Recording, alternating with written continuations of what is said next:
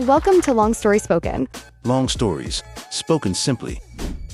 Welcome back to Long Story Spoken, the podcast where we don't just talk about books. We immerse ourselves in them, exploring every nuance and hidden gem. I'm your host, Bruno, and if you're a longtime listener, you know I love a good story. And today, we're not just telling stories, we're unpacking a book that's full of them, a book that promises to change the way you see money, wealth, and even happiness. Our resident literary explorer, Lucy, is back with me. Hey everyone! So thrilled to be here again, especially for a book that truly gets under your skin in the best possible way. We had such a great initial chat about the psychology of money, and I'm buzzing to go even deeper this time. You know, Lucy, it's not every day you pick up a finance book and feel like you're reading a collection of profound life lessons. Morgan Housel's The Psychology of Money Timeless Lessons on Wealth, Greed, and Happiness isn't about charting graphs or complex algorithms. It's about us, our quirks, our fears, our aspirations, and how all of that shapes our financial destinies. And before we dive into this expanded conversation, let's make sure you're all set to continue your own journey with this incredible book. If you're intrigued by what you hear today, and trust me, you will be, you can grab your own copy through the affiliate links we've conveniently placed in the description below. Seriously, go check it out after you've soaked up all this wisdom. It's such a refreshing perspective. Most finance books make you feel like you need a degree in economics just to understand them. Housel makes it accessible, relatable, and utterly fascinating. He argues that being good with money is less about textbook intelligence and more about understanding human behavior. It's truly a soft skill, one we often overlook. Absolutely. He distills complex financial ideas into compelling narratives, convincing you that these behavioral aspects are paramount, often overshadowing the technicalities. It's a powerful, almost philosophical approach to wealth. Alright, let's pick up where we left off, diving even deeper into Housel's introduction, The Greatest Show on Earth. This opening sets the stage brilliantly with two starkly contrasting tales. On one side, we have this tech executive Housel knew. This guy was a real hotshot, successful on paper, but he seemed almost pathologically insecure about money. He'd literally flash wads of cash, or just for kicks, toss gold coins into the ocean. Can you imagine? And then, moments later, he'd erupt over a $500 lamp he'd broken. The disconnect was astounding. What he had, what he earned, seemed to have no bearing on his internal sense of security. Ultimately, this individual, despite his immense earnings, ended up broke. It's a cautionary tale about the fragile relationship between income and true wealth. It's such a vivid example, Bruno, and it immediately grabbed me. The juxtaposition is just incredible, because then Housel introduces us to Ronald Redd. This was a man from rural Vermont, a janitor, a gas station attendant. Not exactly the typical image of a millionaire. Yet he quietly, diligently, saved what little he could, invested in steady, reliable blue-chip stocks, and then he waited. For decades. He lived a modest life, drove a humble car. When he passed away at 92, his estate was valued at over $8 million, which he generously left to his stepchildren, the local hospital, and library. It's a testament to quiet perseverance. He wasn't a financial genius, he wasn't a high roller, he was just incredibly patient and consistent. It's almost unbelievable, isn't it? And to further drive the point home, Housel brings in the story of Richard Fosconi, a Merrill Lynch executive, Harvard-educated, who retired in his 40s a seemingly rich man, yet due to excessive debt and poor risk management, he lost everything in the 2008 financial crisis. So, we have Ronald Redd, the janitor who became an $8 million philanthropist, and Richard Fosconi, the highly educated finance professional who went bust. Housel's verdict is simple, yet profound. Ronald was patient and Richard was greedy. That's essentially the entire thesis of the book in a nutshell. It underscores the unique nature of finance, where behavioral traits like patience can consistently outperform formal education or raw intelligence. It's about enduring, about not cracking under pressure, and about having a long-term perspective. It truly is. This contrast is what makes the introduction so powerful. It disarms you immediately, making you question all your preconceived notions about wealth. We're constantly bombarded with images of success tied to high incomes or flashy lifestyles, but Housel brilliantly shifts the focus to what truly matters: behavior. It's not about how many complicated financial models you can run, but about how you manage your emotions, your expectations, and your impulses. It's a much more human way of looking at money.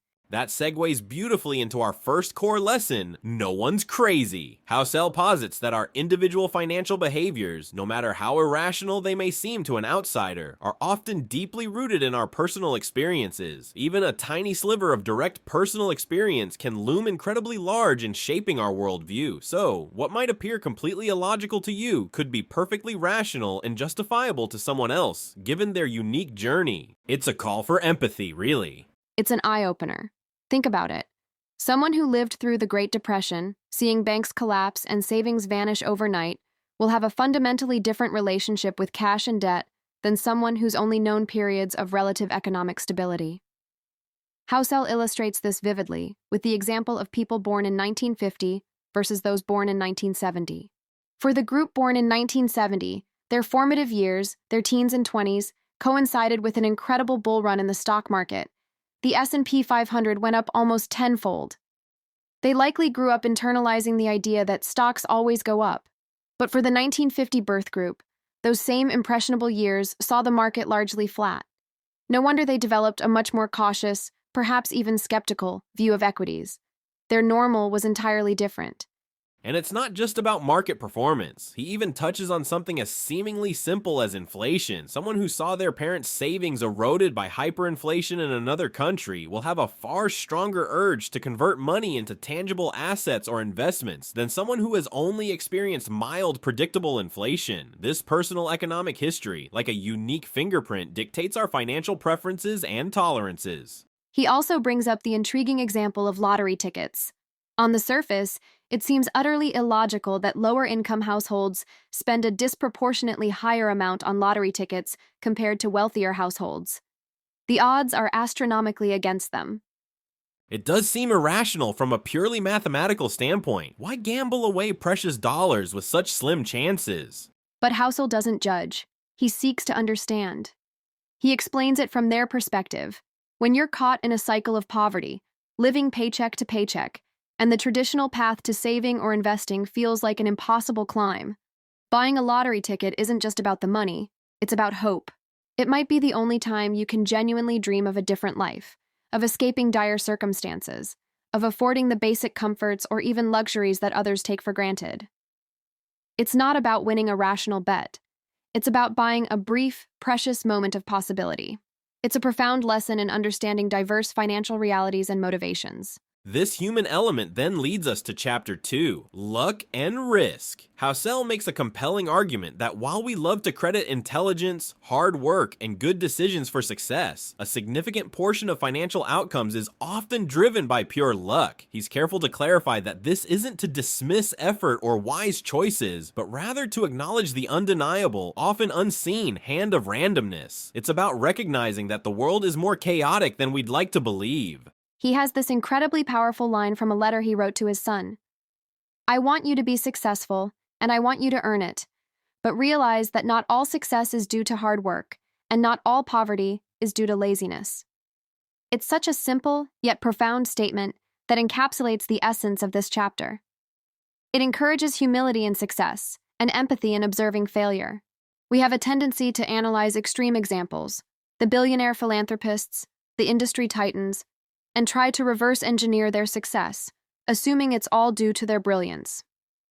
But what we often miss are the specific, unrepeatable lucky breaks they might have caught, or the risks they took that, had circumstances been slightly different, could have led to ruin.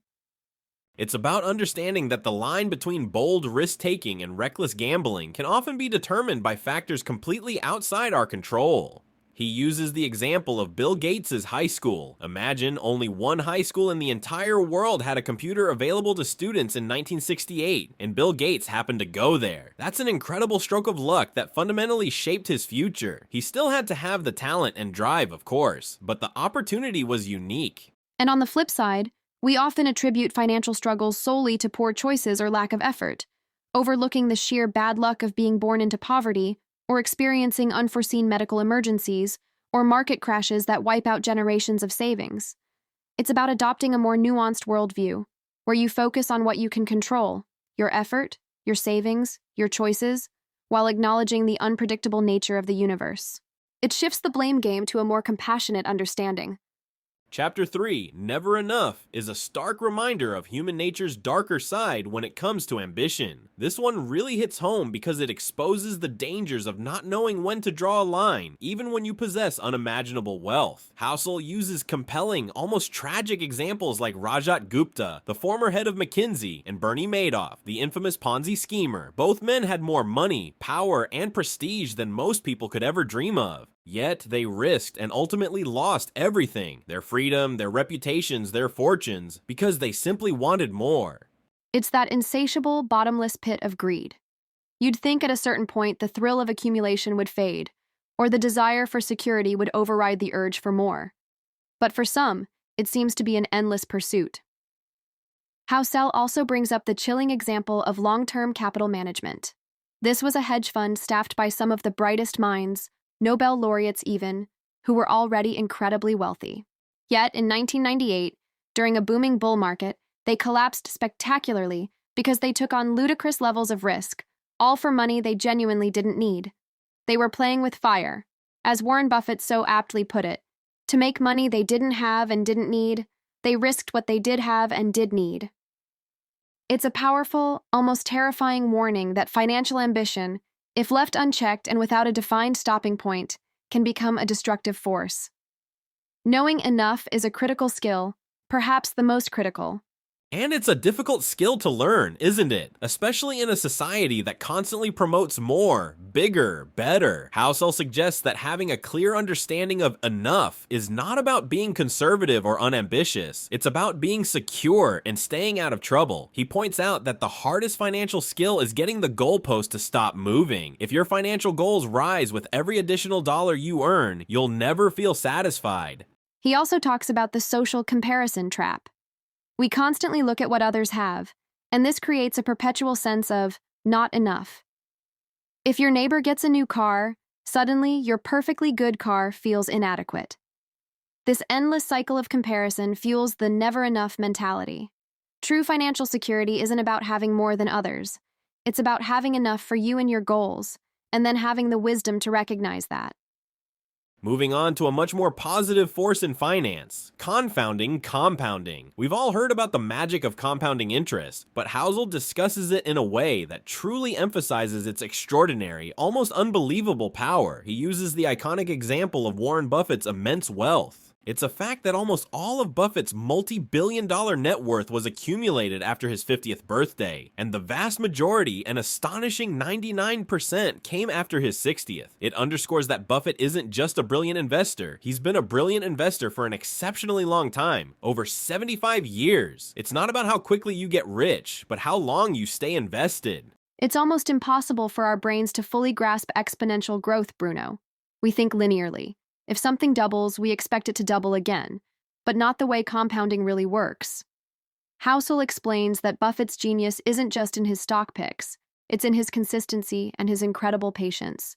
He started investing really young and just kept at it, year after year, letting tiny, consistent gains snowball into an avalanche of wealth. He talks about how tiny inputs, applied consistently over long periods, can yield astronomical results. It's like planting a small sapling. It grows slowly at first, almost imperceptibly, but given enough time, it becomes a mighty oak. We crave quick wins, but wealth often comes from the slow, relentless grind of compounding. He uses the analogy of a small snowball rolling down a very long hill. At first it barely grows, but over time the tiny increases in size mean it picks up more snow and the growth accelerates. It's why starting early, even with small amounts, is so much more impactful than starting late with larger sums. Imagine saving $100 a month from age 20 versus $500 a month from age 40. The person who started at 20 is likely to have significantly more due to those extra 20 years of compounding. And that's why it's confounding.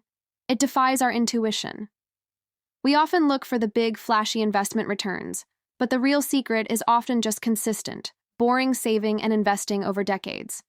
It's the most powerful force in finance, but it's often overlooked because it's slow, it's undramatic, and it requires discipline. It truly teaches you the value of time. This brings us to a crucial distinction Housel makes in Chapter 5, getting wealthy versus staying wealthy. He points out that these are not just different skills, but almost opposing mindsets. Getting money often requires optimism, taking calculated risks, being bold, and pushing boundaries. It's about seizing opportunities and having a certain amount of audacity. But keeping that money and staying wealthy demands a completely different set of virtues: humility, a healthy dose of fear, and a deep understanding that the very things that propelled you to wealth in the past might be your undoing in the future. He argues that the world is dynamic, and what worked in one economic cycle might be disastrous in the next. He has this fantastic line: "If there's one thing that will prevent you from getting rich, it's being greedy. But if there's one thing that will prevent you from staying rich, it's relying on past success as a guide." It's about constant adaptation, about recognizing that complacency is the enemy of sustained wealth. It's not just about accumulating, it's about protecting what you've accumulated. And this protection often comes from having a survival mindset. He talks about the examples of companies that were once giants, like Sears or Kodak, that failed to adapt and eventually crumbled. Their initial success made them rigid and blind to changing market conditions. In investing, it means having a buffer, a margin of safety, and not betting everything on one outcome. It's about preparing for the worst, even while hoping for the best. He also points out that the greatest risk to your wealth often isn't an external market crash, but an internal behavioral failure. Overconfidence, impulsivity, or the inability to admit when you're wrong. Staying wealthy requires extreme caution, a bit of paranoia, and accepting that you might miss out on some potential gains by being too conservative. But for Housel, staying in the game is the ultimate goal, because compounding only works if you survive long enough for it to truly take effect. Chapter 6 is titled Tails You Win. This is a concept that fundamentally shifts your perspective on success and failure. Housel argues that in many areas of life, and especially in investing, the most impactful outcomes are driven by tails. Those extreme, rare, outlier events, both positive and negative. He uses the brilliant analogy of Chris Rock's comedy specials. Chris Rock doesn't just walk onto a Netflix stage and deliver a flawless set. He spends years performing in small clubs, trying out hundreds, even thousands of jokes. The vast majority of those jokes fall flat, but a tiny percentage, the absolute tails of his joke inventory, are truly hilarious, and those are the ones that make it into his specials and become legendary. It's such a relatable example. And the same applies to investing. Housel points out that legendary investors like Warren Buffett have owned hundreds, perhaps thousands of stocks throughout their careers. But if you analyze their portfolios, you'll find that an overwhelming majority of their returns, perhaps 90% or more, came from a very small handful of investments, maybe only 10 or 15 companies. It's not about being right all the time. It's about making a fortune when you are right on those rare occasions, and crucially limiting your losses when you're wrong. This means you can have a success rate of only 10% or even 5% and still achieve incredible wealth, as long as your tails are big enough and your losses are contained. It takes away the pressure of constantly trying to be a genius. It means you can afford to make many mistakes as long as you have enough shots on goal and can recognize when something truly exceptional comes along. He also talks about venture capital. VCs know that 80-90% of their investments will fail or barely break even, but the 1 to 2 companies that become multi-billion-dollar unicorns make up for all the losses and then some. And it applies to everyday life too. Think about writing a book, starting a business, or even just building a career. Many attempts might not pan out, but that one breakthrough idea or opportunity can change everything. It teaches you to embrace experimentation, to not be discouraged by frequent failures, and to understand that the biggest wins are often rare and unpredictable. It redefines what success looks like in a messy, uncertain world. Chapter 7, Freedom, shifts the focus from accumulation to what wealth truly buys. Housel argues that the ultimate form of wealth isn't a bigger house, a fancier car, or more designer clothes. It's the profound ability to wake up each morning and genuinely say, I can do whatever I want today. It's about the autonomy, the control over your time and your life. Housel cites psychologist Angus Campbell, who conducted extensive research on human happiness. Campbell's findings were striking. Having a strong internal sense of controlling one's own life was a more dependable predictor of positive feelings of well-being than any external factor like salary, the size of one's house, or even job prestige. This really resonated with me because it reframes the purpose of money. It's not just about stuff. It's about buying back your time, your choices, your peace of mind. It's about having the option to decline opportunities that don't align with your values, or to pursue passions without financial constraint. That's such a powerful reframe. So many people chase money thinking it will buy them happiness, but what it often buys is more stress, more obligations, and less time. Housel stresses that the highest dividend money pays is the ability to control your own schedule. The more you can control your time, the more freedom you feel, and the happier you're likely to be. He also points out that financial independence allows you to avoid situations that might otherwise compromise your integrity or well-being. If you're not dependent on a specific job or income stream, you have the freedom to walk away from toxic environments or pursue work that is genuinely fulfilling, even if it pays less. It's about accumulating options, not just dollars. This chapter really made me reflect on what I truly value and how I use my own money to achieve that sense of control. Chapter 8, Man in the Car Paradox, is a wonderfully insightful and slightly ironic observation about human nature. It explores the common desire to acquire expensive, flashy possessions, a luxury car, a designer watch, a sprawling mansion, with the underlying, often unspoken goal of signaling success and status to others. The paradox Housel reveals is that this desire rarely achieves its intended effect. It's so true, Bruno. He nails it perfectly. When you see someone driving a brand new high-end sports car, what's your immediate thought? Do you genuinely think, wow, that person is incredibly cool and admirable? Or do you think, wow, I wish I had that car? Most often, it's the latter. We project our own desires onto the object, rather than genuinely admiring the person who owns it. People often spend fortunes trying to impress others, but those others aren't usually paying attention in the way the spender hopes. Or if they are, they're focused on their own aspirations, not on the spender's perceived greatness. It's almost comical how often this plays out in real life. People buy things they believe will garner respect or admiration, but the attention they get is almost always directed at the thing itself, not the owner. Housel jokes that the person driving the expensive car thinks everyone is admiring them, when in reality, everyone is admiring the car and imagining themselves behind the wheel. And this ties directly into the next chapter. The Man in the Car Paradox brilliantly sets up the idea that true wealth isn't about what you display, it's about what you don't display. It's the invisible assets that provide real security and freedom, not the visible ones designed for show. It's a powerful lesson in distinguishing between true financial well-being and mere outward appearances. Which brings us squarely to Chapter 9, Wealth is What You Don't See. This is a fundamental concept in Housel's philosophy. He defines true wealth not as the flashy cars, the enormous houses, or the expensive watches that scream, "I'm rich," but rather as the financial assets that have not yet been spent. It's the money sitting quietly in savings accounts, the value locked away in investments, the growing balance in retirement funds. Exactly. And this is where the critical distinction between richness and wealth becomes clear. Richness is what you do see.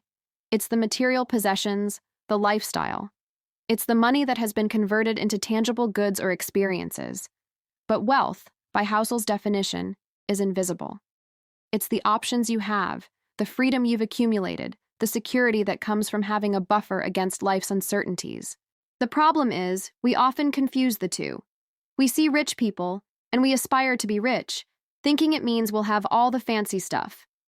But we fail to realize that the very act of spending that money to become rich on the outside is often antithetical to building true, lasting wealth. It's a subtle but crucial point. Someone who has a lot of money in their bank account but lives modestly is wealthy. Someone who earns a high income but spends every penny on a lavish lifestyle is rich in terms of income, but might have very little actual wealth to fall back on. Housel points out that true wealth provides flexibility and peace of mind, but it's inherently discreet. You can't see someone's savings account or investment portfolio from the outside. And this is why it's so easy to be misled by appearances. The person driving the average car, living in a modest home, might be financially wealthier than the person flaunting luxury items. It challenges our societal definition of success. It encourages us to look beyond the surface and understand that the most financially secure individuals are often those who prioritize saving and investing over conspicuous consumption. It's a call to embrace financial discipline over dazzling displays. Following that, Chapter 10 is titled simply, Save Money, and its directness is impactful. Housel argues that building significant wealth has surprisingly little to do with your income level, or even the spectacular returns you might get on your investments. Instead, the most powerful lever you have for building wealth is your saving rate. It's about the gap between your ego and your income. It's such a fundamental truth, yet so often overlooked in our consumer-driven society. He points out that saving isn't just about income. It's about humility. It's about resisting the relentless pressure to keep up with others, to constantly upgrade your lifestyle as your income increases. He gives the example of someone earning a modest salary but saving a significant portion versus someone earning a huge salary but spending it all. The person with the lower income, if they save more, can become wealthier over time. He describes saving as controlling the controllable. You can't control market returns, recessions, or job losses, but you can control how much you spend and how much you save. He also highlights the importance of having a room for error in your finances, which savings provide. This buffer is crucial for navigating life's inevitable surprises without derailing your financial progress. It's about having options when things go wrong. And that's the key, isn't it? Savings provide that critical cushion. It's the ultimate form of financial independence. Housel also mentions that the most financially successful people he's encountered are often those who genuinely don't care what others think about their spending habits. They're not trying to impress anyone. They're simply building their own security and freedom. It's a daily battle against our instincts to show off and against societal pressures to consume. Saving is less about depriving yourself and more about investing in your future self and your peace of mind. Chapter 11, Reasonable Rational, introduces a fascinating distinction that's crucial for understanding human behavior in finance. Housel argues that while economic theory often assumes humans are perfectly rational, making decisions based purely on logical calculations and maximizing utility, the reality is far messier. In finance, he suggests, being merely rational isn't enough. You need to be reasonable. It's a brilliant insight. Humans are emotional, unpredictable, and influenced by a myriad of psychological biases. We are certainly not spreadsheets. While a purely rational investor might make a perfectly logical decision, say buying heavily into a stock market that has crashed because the valuations are now incredibly low, that decision might not be reasonable for a human being in the midst of a terrifying downturn. The fear, the uncertainty, the pain of seeing your portfolio plummet. These emotions make it incredibly difficult to execute a purely rational strategy. He gives the example of investors who pull their money out of the market during a downturn, locking in their losses. From a purely rational perspective, this is illogical. You should buy low, not sell low. But from a reasonable perspective, for someone facing immense fear, sleepless nights, or the potential loss of their life savings, pulling out might be the only way to alleviate the psychological pain. It might not be optimal, but it allows them to survive and live another day. And that's the essence of it. A reasonable financial plan is one that you can actually stick with, through thick and thin, for decades. It takes into account your emotional limits, your temperament, and your personal circumstances. It might mean accepting slightly lower returns by diversifying more or keeping more cash than optimal, but it's a plan that allows you to remain calm and disciplined during periods of chaos. It's about finding a balance that works for you and your emotions, rather than blindly following a mathematically perfect but emotionally unsustainable strategy. It acknowledges that human beings aren't robots. Chapter 12 is titled Surprise. This is where Housel emphasizes the unpredictable nature of the future, particularly in finance. He argues that we often fail to predict major economic or market shifts because we rely too heavily on past data and trends. The world is constantly evolving, and the most important drivers of financial outcomes, human preferences, behaviors, and the stories we tell ourselves are always in flux. It's a powerful antidote to our tendency to treat history as a crystal ball. Housel highlights that while "it's different this time" is a dangerous phrase in investing, if used as an excuse for recklessness, the truth is, the world does change. New technologies emerge, societal values shift, and unforeseen events occur that fundamentally alter the landscape. He warns against believing that the future will simply be an extrapolation of the past. The biggest events, the surprises, are precisely what shape our financial lives.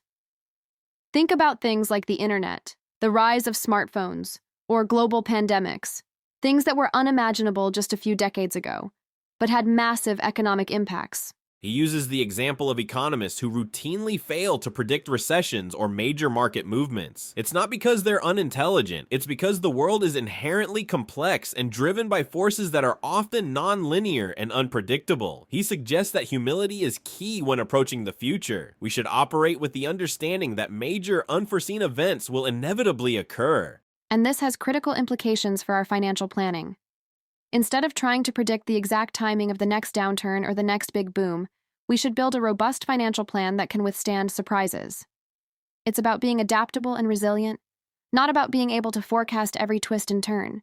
It means having enough liquidity, diversified investments, and a healthy margin of safety so that when the unexpected inevitably hits, your financial life isn't completely derailed. It's a reminder that certainty is an illusion, and flexibility is your best friend.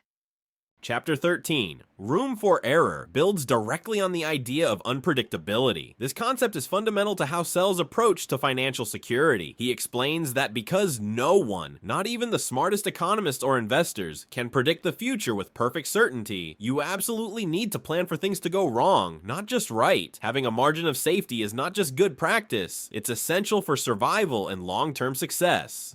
It's such a sensible yet often ignored principle. He gives the analogy of a bridge engineer. When designing a bridge, an engineer doesn't just calculate the maximum weight it's ever expected to carry and then build it to that exact specification. No, they design it to hold far more weight, sometimes 2 or 3 times the expected load. Why? Because you can't account for every variable. Unexpected wind gusts, material flaws, sudden heavy traffic. The same applies to your money. It's about building in redundancy and buffers for the inevitable unknowns. This isn't about being overly conservative or pessimistic. It's about being realistic about uncertainty. It's about stress testing your financial plan against potential shocks. What if you lose your job for 6 months? What if the market drops 50%? What if you have an unexpected medical emergency? Having room for error means having enough savings, emergency funds, or diversified investments to absorb these blows without having to sell assets at a loss or go into debilitating debt. It allows you to stay in the game when others are forced to capitulate. And it applies beyond just financial buffers. It means not being overly leveraged, not putting all your eggs in one basket, and having multiple streams of income if possible. Housel points out that the goal isn't to eliminate risk, which is impossible, but to build a system that can withstand unforeseen shocks. It's the difference between merely being efficient and being anti-fragile. It buys you peace of mind, flexibility, and the ability to ride out storms without making desperate, irrational decisions. It's about designing your financial life to be resilient. Chapter 14, You'll Change, delves into a profound psychological blind spot we all share, our surprising inability to accurately predict our future selves. What we passionately want today, our career aspirations, our lifestyle choices, our financial goals might be completely, even dramatically different in 10 or 20 years. This has enormous implications for long-term financial planning. Housel points out that people pay good money to remove tattoos they paid good money to get as young adults. Middle-aged individuals sometimes divorce the very people they rushed to marry in their 20s. He uses these relatable examples to illustrate the end-of-history illusion, which is our tendency to believe that our personal growth and development has largely concluded, and that who we are now is who we'll always be. But the truth is, we are constantly evolving. Our values shift, our priorities change, and our definitions of happiness mature. He gives a powerful anecdote about someone planning for retirement, meticulously saving for a specific lifestyle, only to find out decades later that what they actually want in retirement is something entirely different. For instance, someone might plan to travel the world, but in their later years, they might prefer to spend quiet time with family or pursue a local hobby. And this means our financial plans need built-in flexibility. A rigid, ironclad plan made today might become a straitjacket in the future. Housel suggests that when making long-term financial decisions, you should be mindful that your future self might have different desires. This could mean having a more diversified savings strategy, keeping some investments flexible, or simply building a larger general savings fund rather than earmarking every dollar for a highly specific, potentially outdated future goal.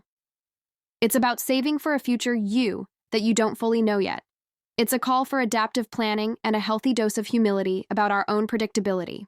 Chapter 15, Nothing's Free, is a direct and powerful counterpoint to the idea of easy money or guaranteed success without cost. Housel argues that everything truly worthwhile in finance has a price, and that price isn't always obvious or monetary. For example, the price of achieving market returns is often enduring volatility, uncertainty, and periods of significant discomfort. Exactly. We often fixate on the potential rewards of investing, the high returns, the compounding wealth, but we conveniently overlook, or outright resist, the inherent costs.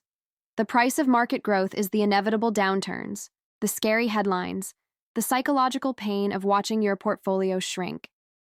Housel says if you want the long-term gains, you have to be willing to pay that fee of volatility and emotional discomfort. It's not a bug, it's a feature of how markets work. You can't get the upside without accepting the downside. He contrasts this with people who constantly try to time the market or jump in and out of investments, trying to avoid the fee of volatility, but in doing so, they often incur other, higher fees, transaction costs, taxes, and most importantly, the lost opportunity of being out of the market during its best days. Trying to avoid the price often leads to paying a much higher, often hidden cost. He also applies this to other financial decisions. Want security? The price is sometimes lower growth. Want high growth? The price is higher risk. It's a constant trade-off. Housel stresses that understanding and accepting these prices is crucial. It means not panicking during market corrections, not trying to escape every dip, but rather viewing these periods as the necessary fees you pay for the long-term compounding. It's about a realistic understanding of what it takes to be a successful long-term investor. Patience, endurance, and a willingness to pay the price of market fluctuations. Chapter 16, You and Me, highlights a really critical but often misunderstood aspect of finance. Different investors can be playing entirely different games, even when they're looking at the exact same stock or asset. For example, a high-frequency day trader who buys and sells a stock multiple times a day has a vastly different goal and time horizon than a long-term investor who plans to hold that same stock for decades for retirement. And this is where things get messy and where mistakes are often made. Housel points out that when these different games collide, someone often gets hurt. We might see a stock price fluctuating wildly due to short-term trading, and as long-term investors, we might panic and sell, even though those fluctuations are irrelevant to our own long-term goals. We often unknowingly copy others or bet against them without having any idea of their true motivations, their time horizons, or their underlying financial situations. He gives the example of someone buying a house. One person might be buying it as a long-term family home, while another might be flipping it for a quick profit. Both are looking at the same house, but their reasons, risk tolerances, and desired outcomes are completely different. Their reasonable price for the house will therefore vary wildly. He says it's almost crazy to assume that a stock's trading price, or any asset's price, is right for everyone simultaneously. From a young teenager trading for fun, to a sophisticated hedge fund manager, to an elderly widow relying on dividends for income. Each has their own unique financial needs, risk appetite, and time frame. The lesson here is to clearly define your own game, understand your goals, and then stick to your strategy, rather than being swayed by the actions or perceived success of others, who are likely playing a completely different game with different rules and objectives. It's about self-awareness and avoiding comparison traps. Chapter 17, The Seduction of Pessimism, explores why negative news and pessimistic views tend to gain so much more traction and attention than optimism, even when overall trends might be positive or improving. It's a psychological bias that impacts how we perceive economic and market information. It's fascinating how true this is. Housel attributes it to a few factors. Firstly, progress by its nature happens slowly, incrementally, and often quietly. It's the gradual decline in global poverty, the steady increase in life expectancy, or the incremental improvements in technology. These things don't make for dramatic headlines. But disaster, on the other hand, happens fast, loudly, and dramatically. A market crash, a natural disaster, a financial scandal. These are immediate, attention-grabbing, and easily digestible. Pessimism also often sounds more intelligent and intellectual. It suggests a deeper understanding of underlying risks and challenges. Optimism, conversely, can sometimes sound naive, simplistic, or even foolish. He uses the example of heart disease deaths. The long-term decline in heart disease deaths due to medical advancements and lifestyle changes is an incredible triumph, a huge positive, but it rarely makes front-page news. A plane crash, a much smaller tragedy in terms of lives lost annually, dominates headlines for days. Our brains are hardwired to pay attention to threats and dangers, and pessimism often taps into that instinct. And this has significant financial implications. The constant drumbeat of negative news can make long-term investing feel impossible or foolhardy. It can lead people to pull out of markets at the wrong time or to avoid investing altogether.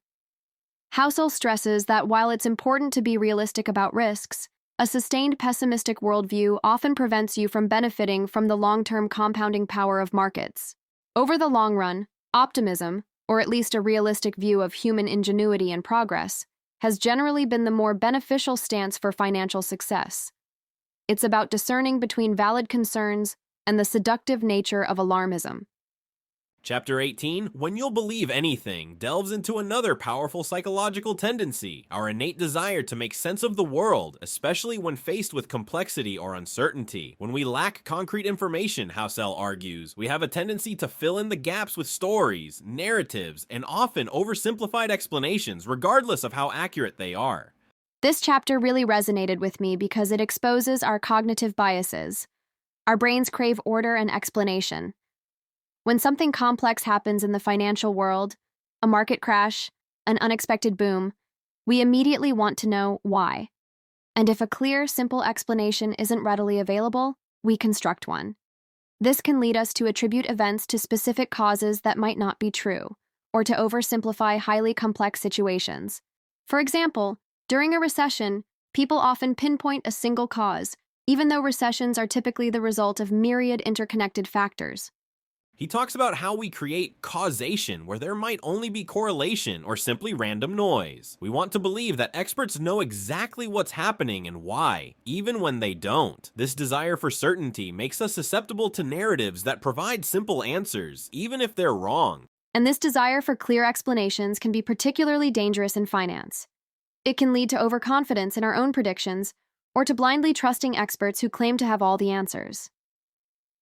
Housel's message is clear. Stay humble about what you truly know and what you don't. Be wary of overly neat narratives, especially when it comes to complex financial events. The world is often messier and more random than we'd like to admit, and accepting that ambiguity is a sign of wisdom, not weakness. It's about cultivating a healthy skepticism towards simplistic explanations. Chapter 19, All Together Now, acts as a synthesis, bringing together the book's core themes. Housel reinforces the idea that while money management might seem intensely personal, there are fundamental universal truths and principles that apply to almost everyone, even if they're applied differently based on individual circumstances. He emphasizes that he can't, and shouldn't, tell you exactly what to do with your money. He doesn't know your unique financial situation, your specific goals, your risk tolerance, or your time horizon. Just as a doctor or dentist understands the general principles of health or oral hygiene, but tailors treatment to each patient, financial advisors and good financial principles provide a framework. The art is in applying those universal principles to your own specific life. For example, saving is a universal good, but the amount and the strategy will vary from person to person. He reiterates that successful financial outcomes are often driven by simple, repeatable behaviors like saving, patience, and avoiding common psychological traps, rather than complex strategies or high intelligence. It's less about market timing and more about time in the market. And that's the beauty of it. It's empowering because it suggests that financial success isn't reserved for the elite or the mathematically gifted. It's accessible to anyone willing to understand and implement these timeless behavioral lessons. It's about consistent habits, emotional discipline, and a clear understanding of your own goals. This chapter essentially brings it all back home, emphasizing that the most important lessons are often the simplest. In the final chapter, Confessions, Housel offers a deeply personal and candid glimpse into his own financial philosophy. He shares how he applies the very lessons he's taught throughout the book to his own life, focusing on his core financial goals, being financially unbreakable and maintaining maximum flexibility, even if it means missing out on some potential gains. It's such a refreshing and honest way to conclude the core book. He emphasizes that for him, the greatest financial goal isn't maximizing returns, but minimizing regret. He prioritizes not having to worry about money, having enough room for error, and maintaining independence over trying to squeeze every last percentage point out of his investments. He's willing to pay the fee of slightly lower returns for the peace of mind that comes with security and flexibility. It reinforces the idea that there's no single right way to manage money. It's about aligning your financial strategy with your personal values and psychological comfort. He gives practical examples like avoiding debt, living below his means, and investing broadly without trying to pick individual winners or time the market. He's deliberately conservative in some areas, not because he's afraid of risk, but because he values the outcome of security more than the potential for extreme wealth. He's playing his own game, knowing what matters most to him. And that's such a powerful takeaway. His confessions drive home the point that the psychology of money is truly personal. What makes one person feel secure might be different for another. His goal is to sleep well at night, and he structures his finances to achieve that, even if it means not being the richest person in the world. It's a powerful validation that understanding yourself is perhaps the most important financial skill of all. It's about figuring out what truly makes you happy and structuring your finances to achieve that, rather than chasing external definitions of success. Finally, we arrive at the postscript, a brief history of why the U.S. consumer thinks the way they do. This concluding section provides invaluable historical context, tying back to the no one's crazy idea. Housel explores how major historical events have profoundly shaped the financial behaviors and attitudes of generations, particularly in the U.S. It's a brilliant way to wrap up the book, showing how collective experiences can create deeply ingrained financial mindsets. He discusses the impact of the Great Depression on the generation that lived through it, leading to extreme frugality, a distrust of banks, and a preference for cash. Then, he contrasts this with the post-World War II boom generation, who grew up with unprecedented prosperity, easy credit, and a sense of optimism that often led to different spending and saving habits. These macro events create distinct financial normalcies for different age groups. He touches on the rise of consumer credit, the globalization of markets, and the shifts in retirement planning, all of which have influenced how modern consumers approach money. It emphasizes that our financial views aren't just a result of our individual choices. They're also deeply rooted in the economic environment and historical backdrop in which we grew up. It's a reminder that everyone operates within their own historical context, and this context shapes their biases and perspectives on money. It encourages greater empathy and understanding when observing others' financial decisions. It reinforces that there's no single, universally correct way to think about money, but rather a spectrum of reasonable approaches shaped by unique life experiences.